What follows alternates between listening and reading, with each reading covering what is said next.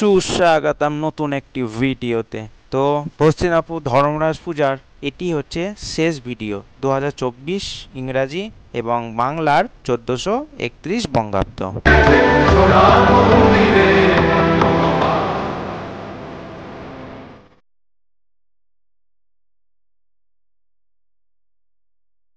আগের পার্টেই দেখলেন আপনারা যে বানফোড়ার ভিডিও, আর এটা দেখতে পাচ্ছেন বাবা ধর্মরাজ। এই শেষ পার্টে আপনারা দেখতে পারবেন যে 5 দিন ধরে কোনো ভক্ত, কোনো দিন 6 দিন, কোনো ভক্ত 4 দিন বা 3 দিন তো উপোস করে আছে, সেইভাবে কিছু খেতে পায়নি। তো এখানে যারা দেবাংশী আছে তারা এই খাবার ব্যবস্থা করে প্রতি বছর। দেখতে পাচ্ছেন ছোলা সেদ্ধ, তারপরে মুড়ি, তারপরে আস্তে আস্তে দেওয়া হবে দেখবেন বাতাসা। আবার কোনো ভক্ত যদি মানত থাকে তাহলে 11 বছর 11 রকম দেয়। এবছর যেমন জিলাপি দিয়েছিল, এতদিন ধরে জল খেতে পায়নি, তো জল।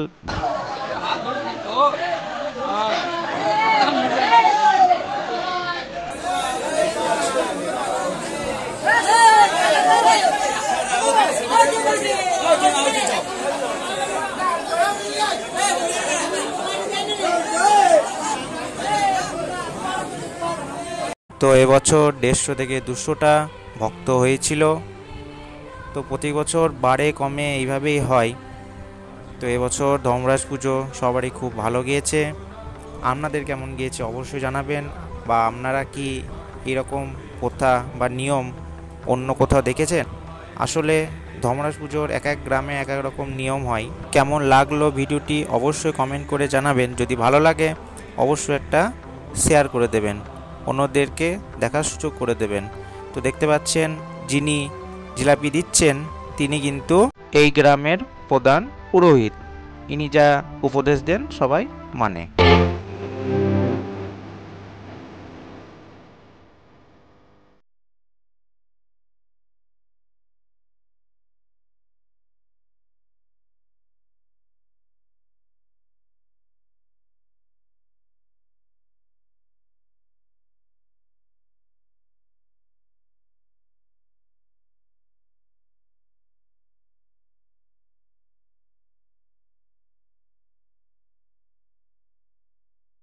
এই ধর্মরাজ পূজার প্রথম দিকে যখন প্রতিষ্ঠা করা হয় তখন এই জায়গায় ছিল না, তো একটু দূরে ছিল, সেটাও এখনও আছে।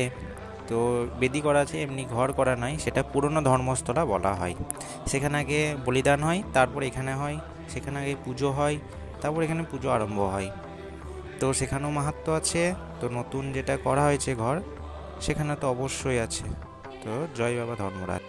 এই ধর্মরাজ পূজা কেন্দ্র করে অনেক দূর দূরান্ত থেকে মানুষের সমাগম যেমন হয়, তারা মানত করেন এবং গ্রামের মানুষরা মানত করেন।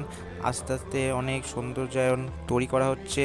সামনে একটা পুকুর ছিল, সেটাকে বাঁধানো হয়েছে। তো আস্তে আস্তে অনেক কাজই হচ্ছে। এবছর যেমন কিছুটা নাট মন্দিরটা আর চূড়াটা মন্দিরের এটা রং করা হয়েছিল। এই চ্যানেলে অনেক ভক্তিমূলক ভিডিও আছে, চাইলে আপনারা গিয়ে দেখে আসতে পারেন। ধন্যবাদ, ভালো থাকবেন।